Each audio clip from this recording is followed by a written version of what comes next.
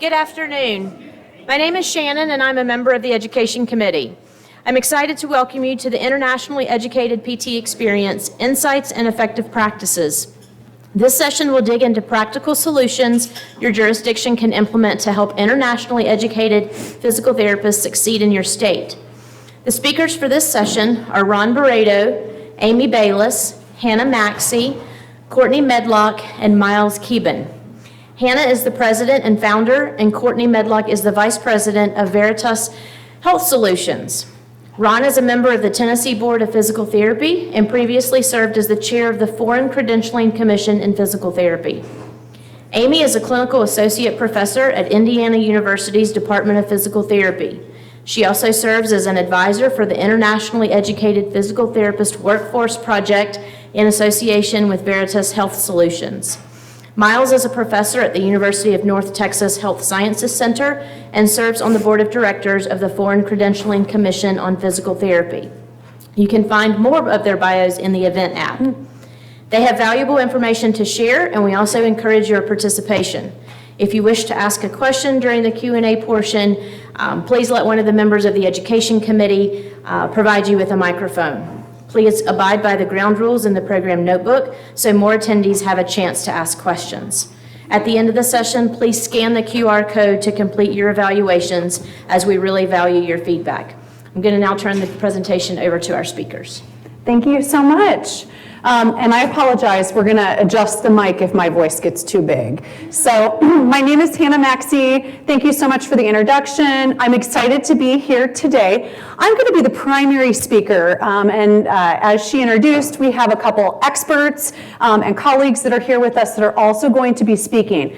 But a huge part of this session is we want you to actually be thinking, talking about the opportunities and the best practices for strengthening the pathway for internationally educated physical therapists here in the United States.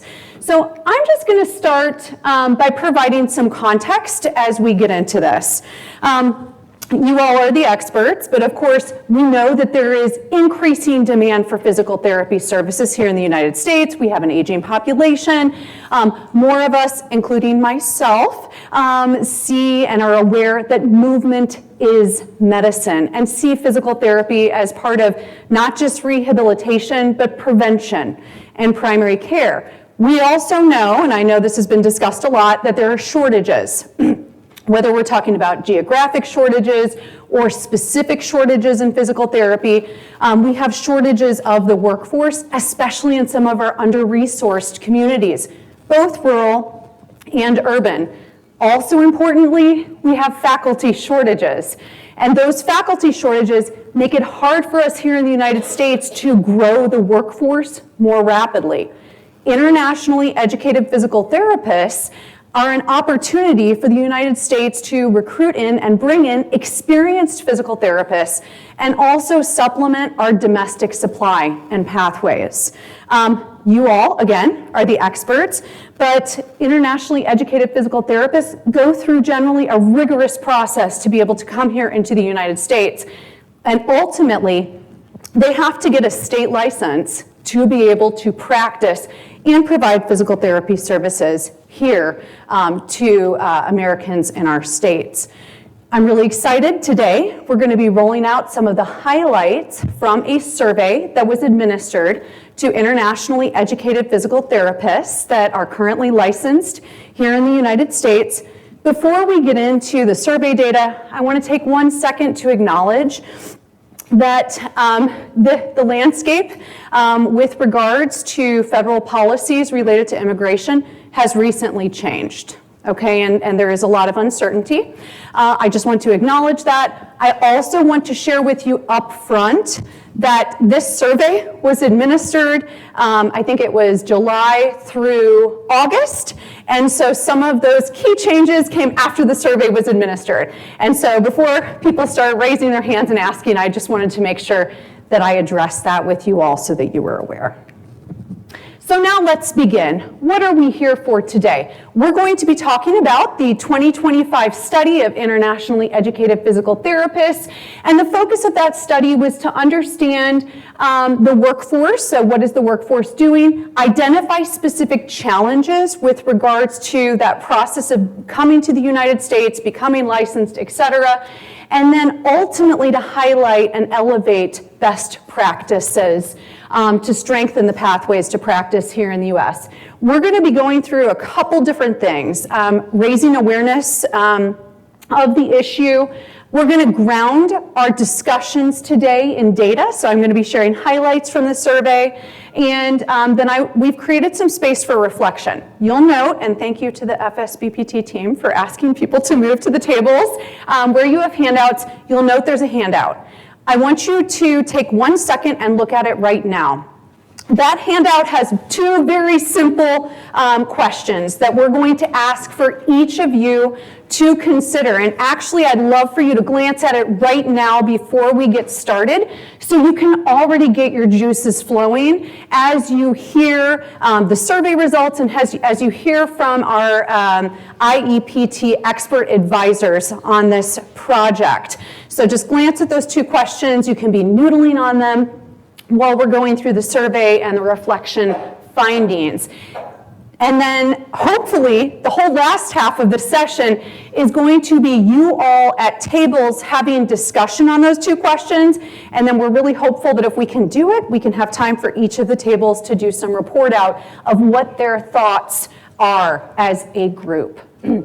So we're going to dive right in because the session is going to go very fast. The first thing that I'd like to do is ask Dr. Barreto to share with us his thoughts on why this study is important. Sure, thank you so much. It's a pleasure to be here, and welcome to our session. So I want you to think about this with me. Imagine you're a foreign educated physical therapist or an internationally educated physical therapist. That was me, and that's still me. 35 years ago, I came to the United States.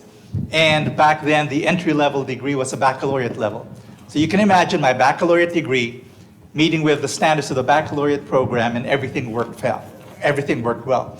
But whenever you look at internationally educated physical therapists, what you find is that three things come into play, the dynamics of three things: education, credentialing, and regulation. So one of the dynamics that I think is important is that credentialing always follows education, meaning that the credentialing process cannot stand on its own. There has to be a referent to it, and that would be the US standard, correct? And whenever there are changes to the US standards, then there are changes to credentialing. So that's the dynamic between those. When you look at education and credentialing, they influence regulation, believe it or not. And you will see in the survey the importance of looking at that dynamic. I mean, think about this. The profession has moved from the certificate level here in the United States, certificate to baccalaureate, to post-baccalaureate, and then now to the doctoral level. So you can see how a foreign educated person who has a baccalaureate degree would have to navigate challenges depending on when they come in. So I came in 35 years ago. So there wasn't much issue with that.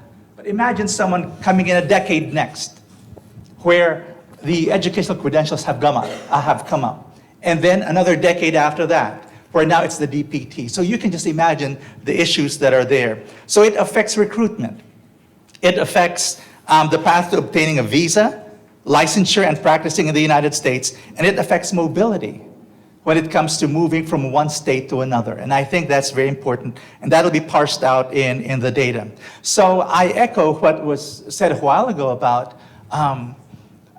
raising awareness and hearing from people's voices, not just amongst the IEPTs here, but amongst those who answered the data. You'd see three waves, probably, of respondents and their concerns. Those who came in with a baccalaureate, when it was still baccalaureate. So the issue is not so much, is there any problems with substantial equivalence? Probably not, right? But there may be issues with integration. There may be issues with licensure, just knowing the licensure process. Now, for those of us who came in then, the credentials have changed, right? And so here now is another set of problems for people like me. I need to move to another state, 53 jurisdictions, and 53 different types of regulations. And so I think I shared this before. I applied to a state where they identified 2 areas based on the new regulations or the new standards. And lo and behold, those areas of my weakness were areas of my specialty. So all I did was send my specialist certificate, and that takes care of that. So think about that in terms of the changing landscape based on the people who came in.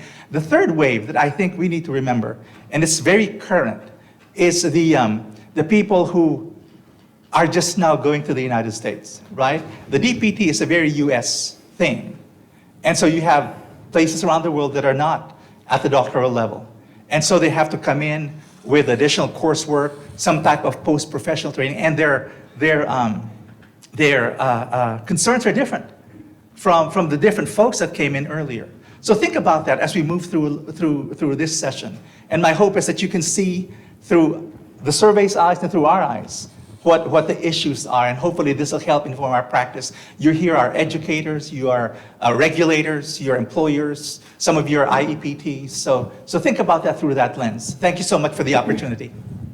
Thank you. Thank you so much for sharing those thoughts and insights. And we will be hearing from the individuals that were introduced to us, but are IEPTs and did serve as expert advisors on this study. And Dr. Barreto was one of those. So without further ado, let's share some of the highlights from the study. Now, I'm going to share up front. I am just sharing very top highlights for the purpose of generating discussion today. There is a forthcoming full report. It will be a very large technical report, but that will be made available through HRRI to everyone with all of the detailed survey findings. So I'm not going to be, this session, an hour and 15 minutes is not sufficient to go through all of that and allow you any time to engage. So these are just some highlights from the survey. And after the session today, if you have questions, we'll stay around. We'd love to come up and discuss the survey with you. So who did we get feedback from? A electronic survey, which is, you can complete it online, was emailed to internationally educated physical therapists identified from within the FSBPT database with a school country outside of the United States. They had to have an active PT or PTA license to be included. So from the database, for all email addresses that were valid, all of the individuals that fit that inclusion were invited to complete the survey. When, again, you see the technical report, you'll see how many bounce backs there were, and there were some duplicates. All of that will be outlined, but that's the group that it was sent to. There were over 25,000 individual email addresses that received an invitation to complete the survey, and we had 2,126 IEPT individuals completed. So that's a response rate of 8.4. I'm going to acknowledge for any academics or researchers in the room, we know that's low. I'm also going to acknowledge that there was a study done in 2014. That study, similar to this, had a low response rate. It was a little higher, it was about 12%. As we go through some findings, I'm going to tie back to what did they find in 2014, but just for purposes of transparency, I wanted to share that with you today.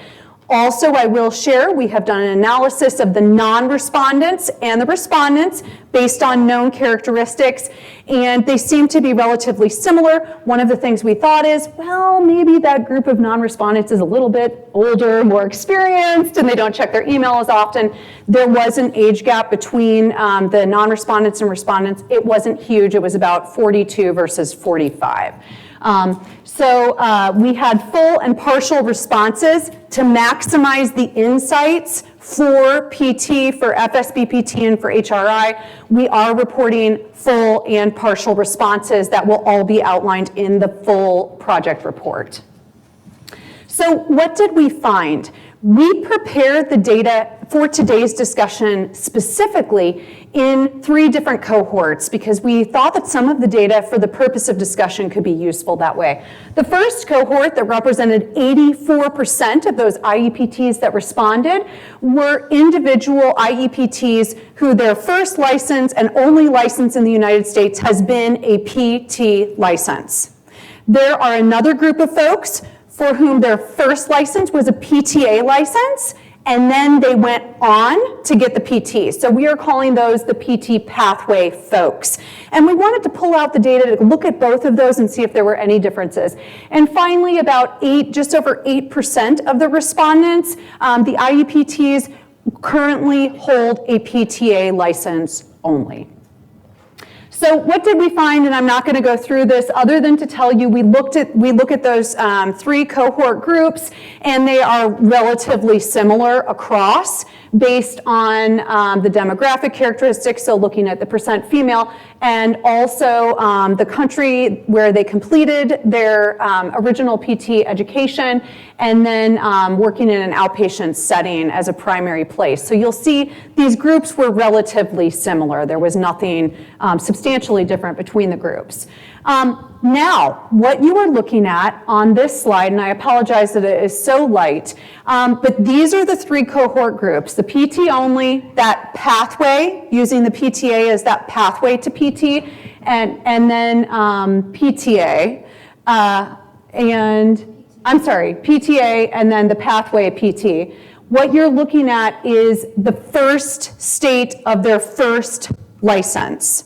And in the report, there's going to be a lot of data on this. We actually did a longitudinal analysis based on when the individual first became licensed in the US, because we thought, well, maybe we'll see changes in that initial state of licensure over time. I am just going to share with you all. It was New York every year for all 3 cohorts. That was the first state, the highest proportion of the individuals reported coming in to New York and getting their license first in New York. Of course, our expert advisors that have been part of the project shared with us that there have been some recent changes to New York policy, that they suspect that this is going to be changing in future years as more IEPTs enter. They may not be going through New York. So you'll see New York is the darkest on all of these maps, but you can see the other states, the darker the color, the greater the proportion of folks in that cohort that reported that that was their first state of license. And in just a few slides, we're actually going to be looking at where they went after the first state. So one of the questions that was asked was, what were you as an IEPT doing while you were pursuing your highest PT license? So for the PT only, and the PT only you'll see is in green, and the PT and PT pathway is in the red. I'm not going to go through all of these. I'll let you glance at it because, again, we want to get to discussion and we can flip back through them if you'd like to see them. But not surprisingly, studying for the exam was the top, highest reported thing that folks were doing while pursuing their highest PT license. And then you can see the next highest for the PT, meaning they have their PT license or they took the PTA, they worked as a PTA and then got their PT license, that they were working in another country as a PT while they were working toward their highest license. And sorry, I see you taking pictures. We can go back to it too. The next data point that we wanted to pull out and share with you all was regarding what the top challenges that IEPTs are reporting for their first US license. So they come in, they're applying for, what did they experience? What were those top challenges when they were applying for their first US license? I want to call attention to up here, you can see we actually in this gray have the 2014 results. So some of the survey questions in the 2025 survey mirrored the 2014 survey. We did that intentionally because we wanted to see if there were any changes. And so you can see that, yes, there were some changes that are reported between the 2025 survey respondents, the IEPTs in 25, and the IEPTs from the 2014 survey. The top reported challenge this round in 2025 was overall knowledge of the U.S. licensure process. That was the most frequently cited, with 73% reporting that as the top challenge. If you look at the prior study from 2014, that was 56% of their respondents. Now again, there are different groups, there are different cohorts, but that does suggest that there is some difference that individuals may be experiencing that as more of a barrier. The other challenge, obtaining information regarding how to become licensed in the United States. You can see that's 4 down, and that was at 64%, and in the 2014 study, that was 44%. So you can see that there have been some changes that people are reporting or experiencing. And I am delighted now to hand it over to Dr. Bayless to share some comments. Well, hi everyone. I have a slightly different accent. I'm from New Zealand, so if you need me to repeat something, you will not offend me. But I just wanted to point out here on this slide, one that maintains fairly high is completing the educational credentialing process. And this is a moving target for internationally trained therapists, because this doesn't go away with first licensure. This follows us throughout our career in this country.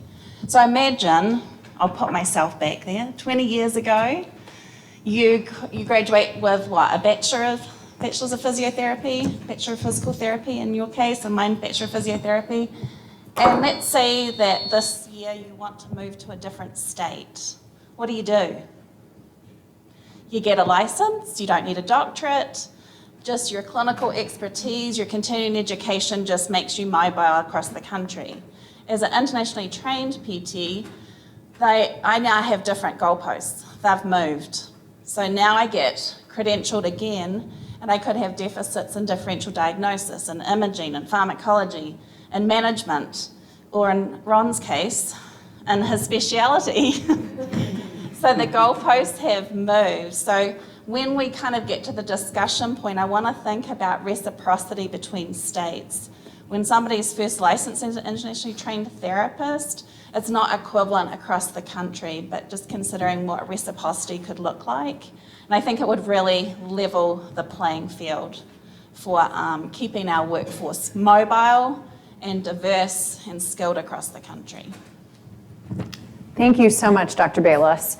Okay, so the next slide, I know I promised that I would show a map of where the IEPTs reported being licensed now. So one of the questions was, where was your state where you initially became licensed?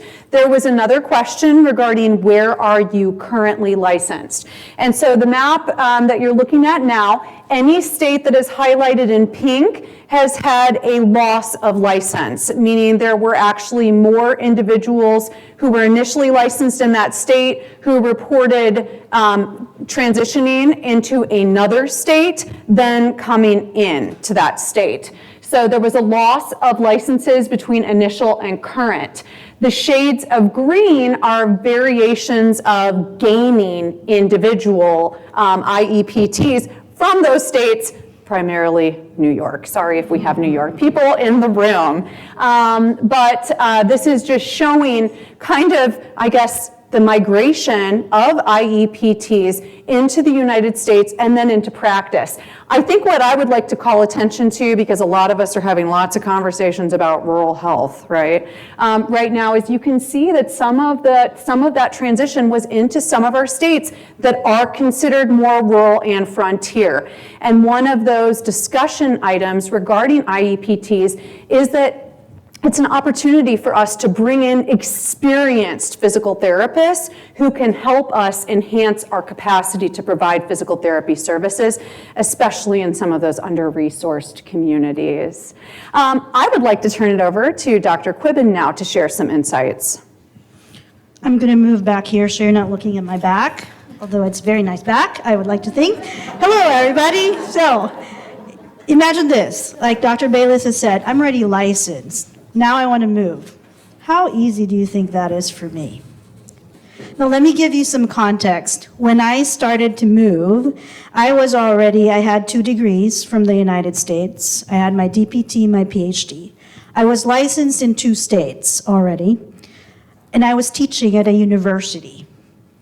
And when I moved and wanted to move, my next state, and I am now in Texas, wanted me to do the TOEFL all over again. They also required all my credentials from FCCPT. Thankfully, they kept a record of it. Basically, my question to you as regulators is, why don't you trust the other states that they did their due diligence, licensing me in the 2 other states and practicing in those 2 other states? To educators, my question would be, why do you not trust the university that they did their due diligence to accept me as a student and give me 2 degrees from the United States? Long story short, I had to advocate for myself, wrote a letter to the board and said, this is what I'm doing right now, and I actually am seeing patients, by the way. I'm licensed. Can you please waive the TOEFL exam, which is a test of English foreign language, by the way. And they did. And thankfully, there has been changes in regulation in my home state of Texas, and it has been easier to do that. So I just wanted to bring that to you as a very personal story, that there are things that we can do to help the workforce a little bit better and be more mobile. And I'll be happy to answer questions later on. Thank you. Thank you so much, Dr. Quibbin. Okay, I'm going to go through some of these other data points fairly quickly, but I will be wandering around while you all are having your engaged discussion, so I'm happy to reshare them if you would like. I just want to make sure we get to the engagement session. So these are just some other findings, just some high-level findings from the survey that we thought could be helpful to group and room discussions today. One of the questions, we had a series of questions regarding the NPTE, all these letters and acronyms are really hard, so I'm sorry, exam. And one of the questions was, how many attempts did it take for you to pass? And so up here in the, I love this thing, in the upper right corner, you can see the cohorts, PT, the pathway, and the 2014 study. And so you can see the PT group is very similar findings to the 2014 study. So very similar experience being reported with regards to the number of attempts to pass. On the bottom, the figure going across the bottom, this is how effective were the following activities in helping you to pass the examination. And so you can see I apologize if you're in the back. It's because you sat in the back that you cannot see it. I'll just call attention to one of the items that my colleague brought up is the number of individuals who report utilizing a mentor. And she indicated how wonderful it is that as a profession, physical therapists take time to mentor, and that is actually being reported by IEPTs as something that is very useful, especially it seems in our more recent survey. So we can always revisit this for those that are interested. The next item that we asked about was supervised clinical practice period. And the first bar that you'll see on the left says completed that supervised clinical practice period. And the gray is the previous study. So you can see the gray as a benchmark, and then the 2 cohorts that we have are relatively very similar with regards to the supervised clinical practice period from the 2014 study. We saw some differences, but nothing extremely different being reported. Overall reflections that we received from individuals that completed the survey, they were asked, how well did your international physical therapy education program prepare you for initial clinical practice in the United States? And you'll see that over 70% reported it prepared me either very well or extremely well. for my clinical practice in the United States. And then one of the last items that we wanted to leave you with on the survey findings is, overall, how happy are you with your decision to become licensed in practice here in the United States? And you will see that the vast majority of folks reported being very satisfied or satisfied with their decision to come to the United States. So, top pain points, just in summary, very high level, that we found from the survey: lack of knowledge or available information on U.S. licensure process was a top pain point. The exam passage was a pain point, and really specifically for that PTA pathway taker group. And then finally, reciprocity and mobility challenges after initial licensure were reported very frequently as well. So I apologize for having to fly through that, but we wanted to give you a taste of the full report that's coming before we have you all dive in. So now we are going to turn to our sheets in front of you. Please let us know if you do not have a pen. Now, I need to share with you up front, and I apologize that I did not say this in the beginning, but we are hoping that you will leave your papers with you because we are planning to transcribe the thoughts that you all have. Now, if you wrote something personal, don't worry about it. You can scribble it out, or if you really need to, take it with you. But we are really hoping to be able to get your papers so that we can transcribe them and incorporate topics from the discussion today into the final report.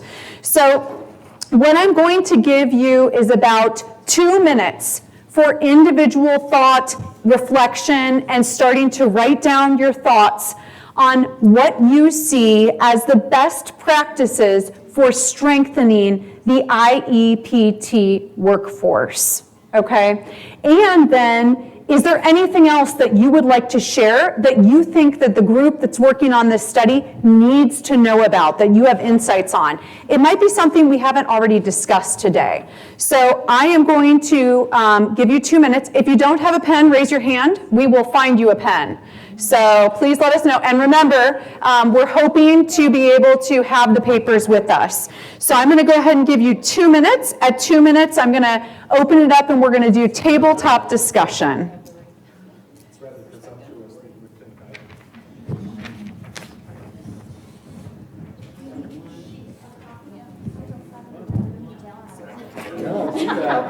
Where is it?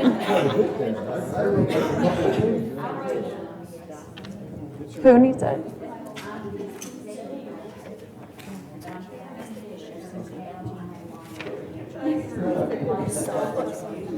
We were really good.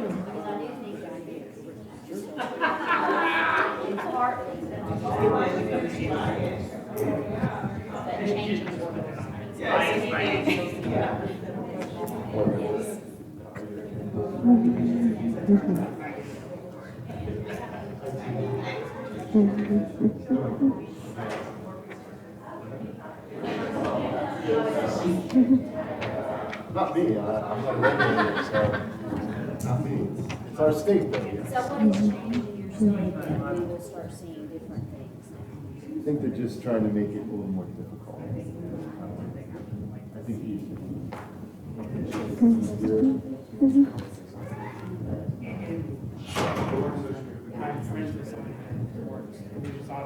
veterinary board nationally, and we've talked about this on international training. They have a problem with possession. And like they're having a problem with international trade because the equivalency isn't the same unless the educational standards are the standards. But it doesn't.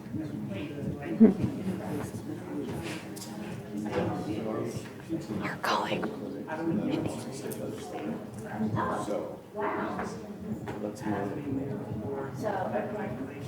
what does he say about international trade?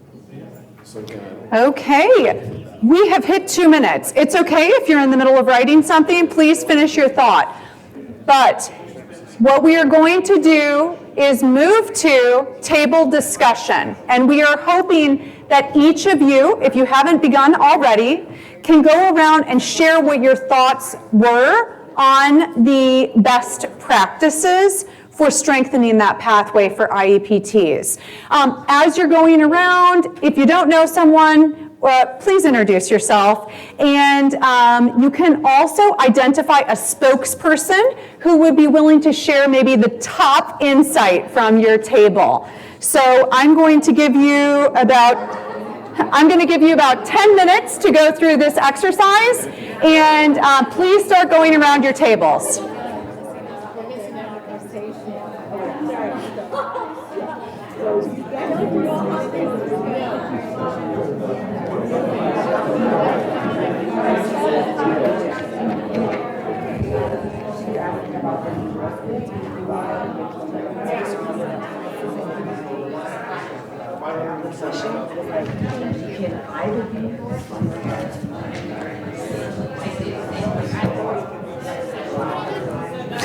Water. I'm gonna go.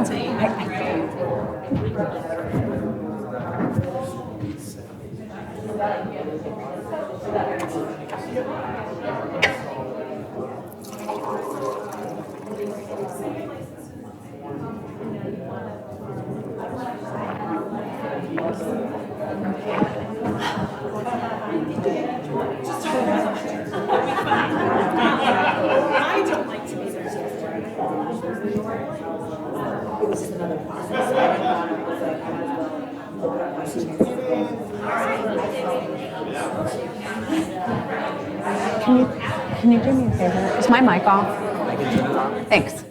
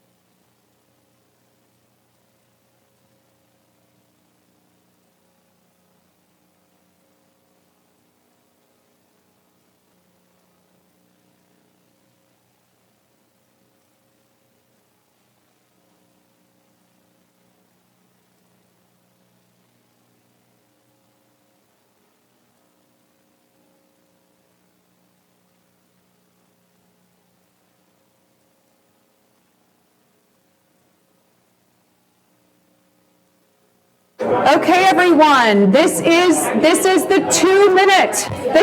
2-minute warning.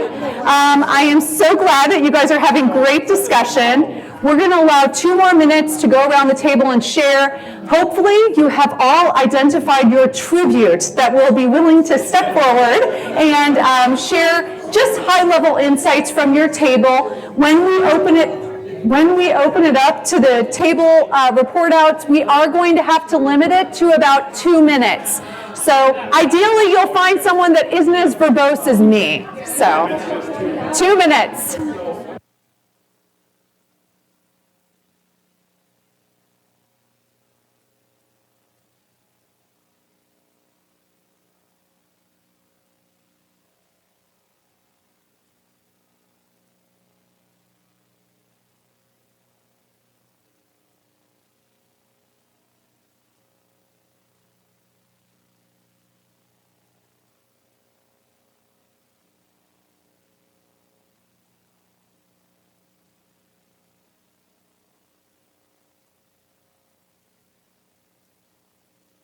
I can't wait to hear it. I can't wait to hear it.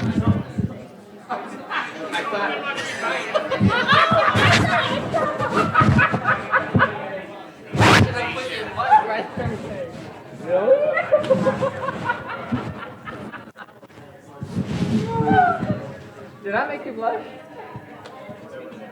There you go.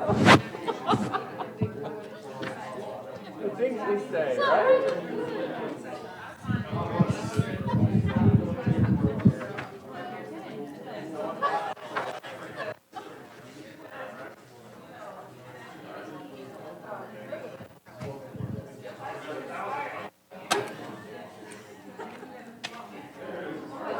You don't believe that?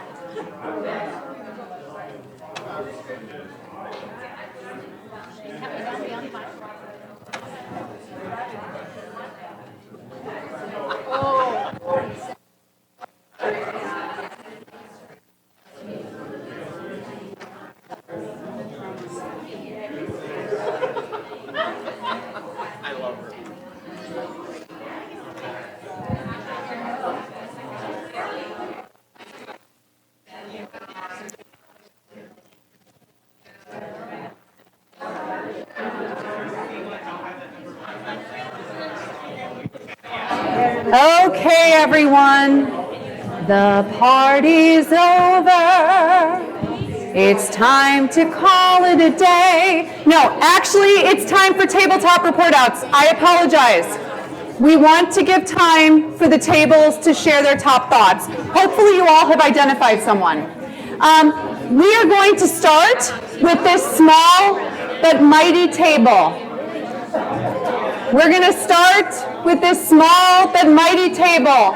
If everyone could give this table and their wonderful spokesperson a moment. Rugi Canizares, internationally trained physical therapist. I have a comment because the email that you sent went in the spam folder of our hospital. And there's brand recognition.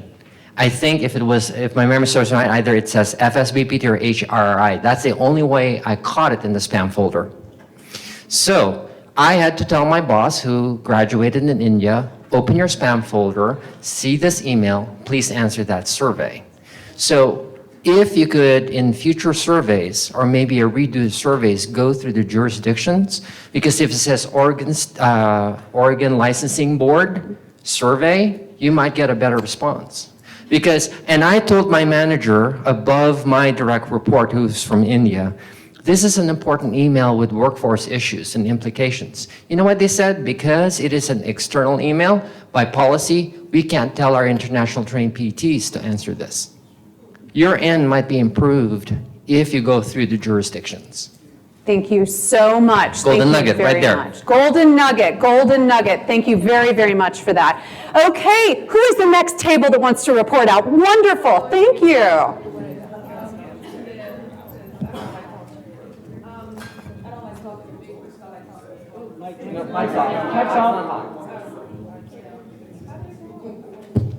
All right, great. Oh, sorry.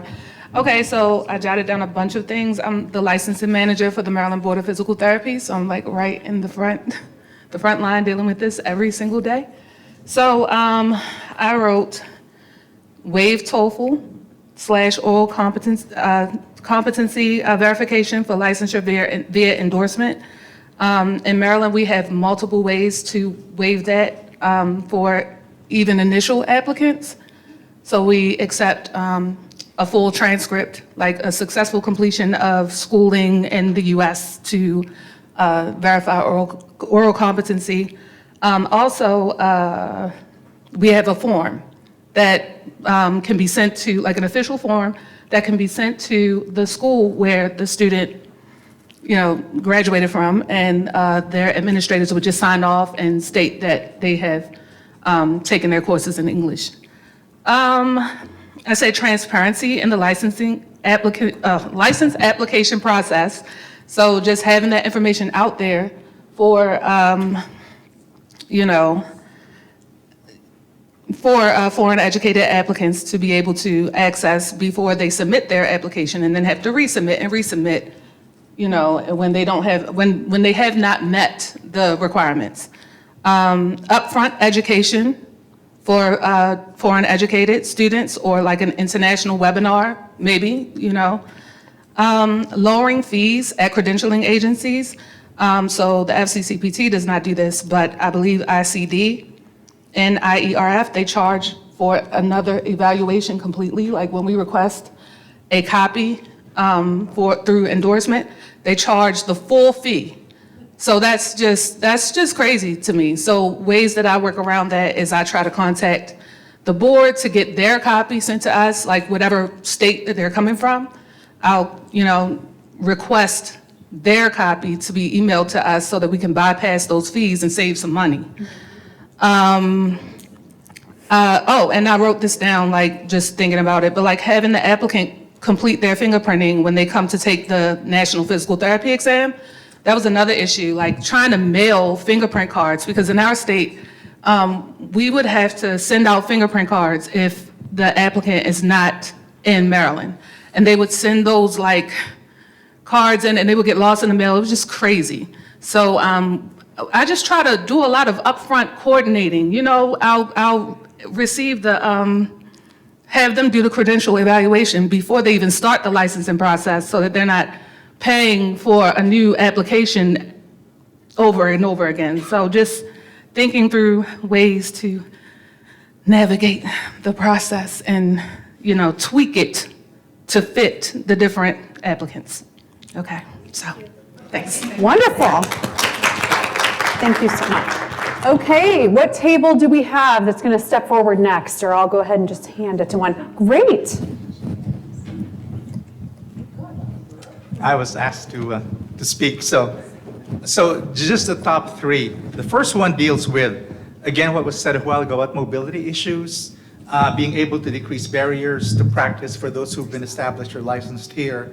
The other one was to review each jurisdiction's criteria for currency and for relevance, because I think that's very important when you look at, is this an outdated thing, or is this something that we can look at relative to mobility issues? There was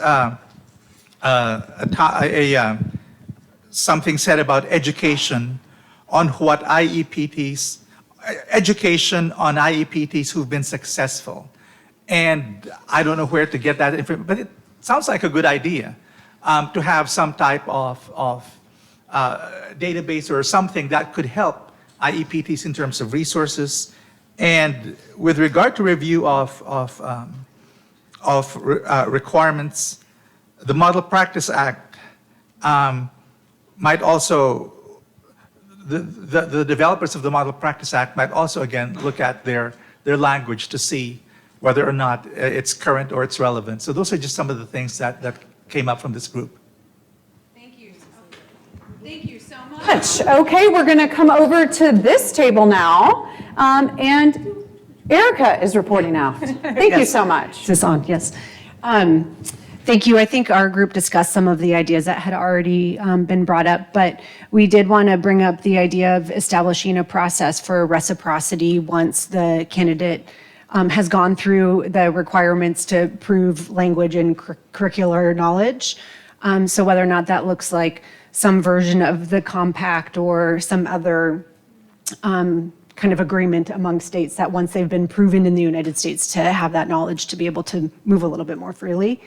And then the other topic that was discussed was the barrier related to the recent increase in fees to support the H-1B visas.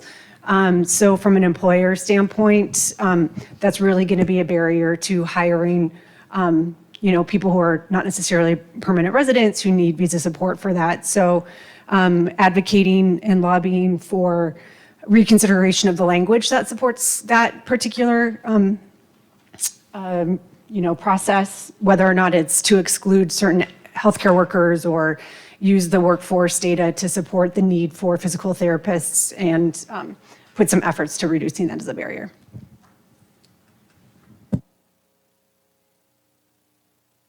Do we have someone from this table that would like to share? Thank you. Hi, so,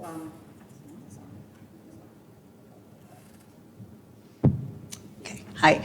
So some of the same ideas that other tables had shared, reciprocity between jurisdictions to improve the ease of mobility, having uniform language and transparency regarding the FCCPT credentialing process.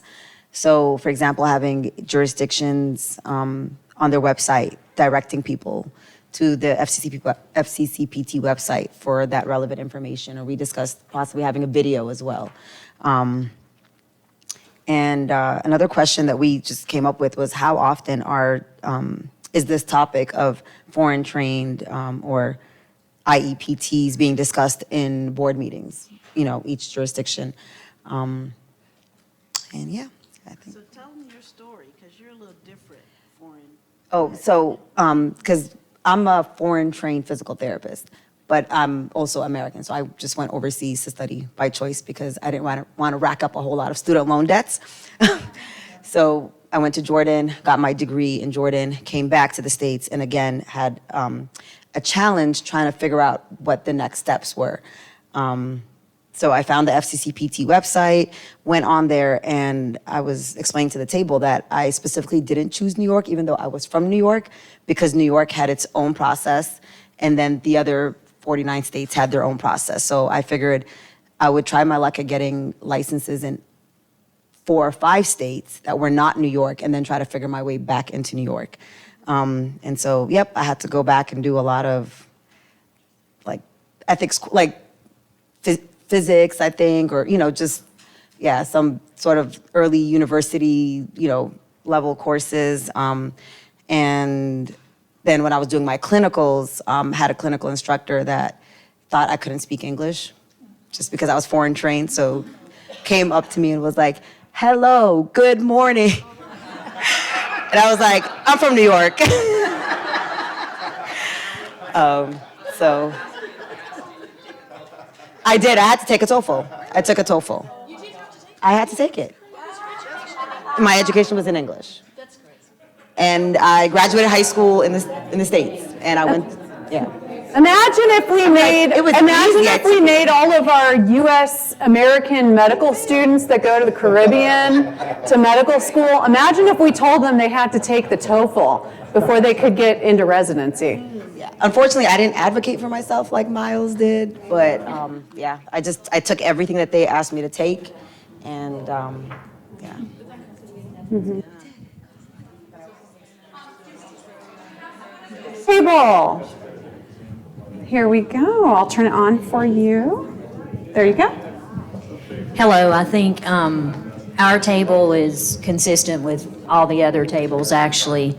The only thing we were thinking is it would be nice to have resources in our jurisdiction. So especially for like the clinical practice, if there were clinical practice deficits, if that person wants to work in your state, to be able to have them do their clinical practice, fulfill that requirement in your state, they're more likely to stay there once they are licensed, rather than choosing somewhere to be licensed where they think it's the easiest and then really wanting to be licensed in a different jurisdiction.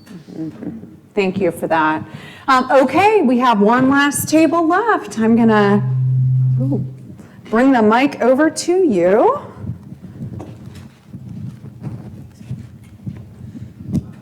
Dave Relling, speaking from our table. I think most of the topics or items have already been covered. I'll just mention Texas has a committee, I'll put it that way, or a group education committee that reviews the credentials evaluation. So if there's a course or maybe a couple, something like that, that they feel the person still would meet licensure requirements, they could recommend to the board that this person still be licensed and that individual could be licensed, depending on what the board decides at that point in time.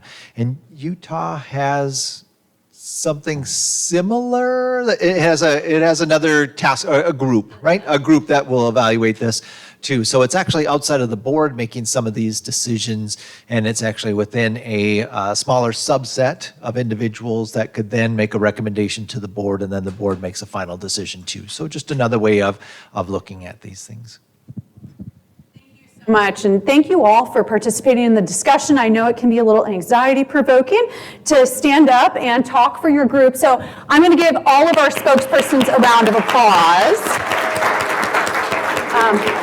So thank you so much to all of you for your thoughts today. I think the top things that I heard, and my colleague Courtney was madly taking notes, and we do need you to leave your papers. Don't worry if it's chicken scratch, we will try to find it.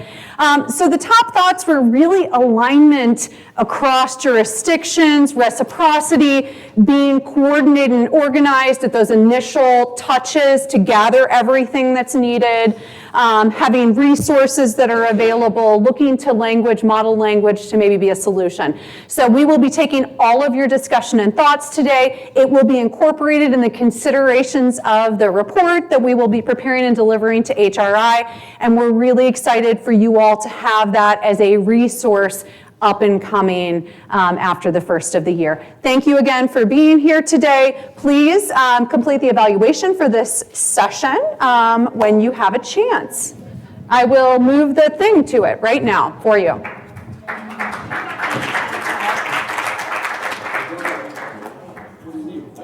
And if anyone has questions, we are happy to stay around to answer those questions.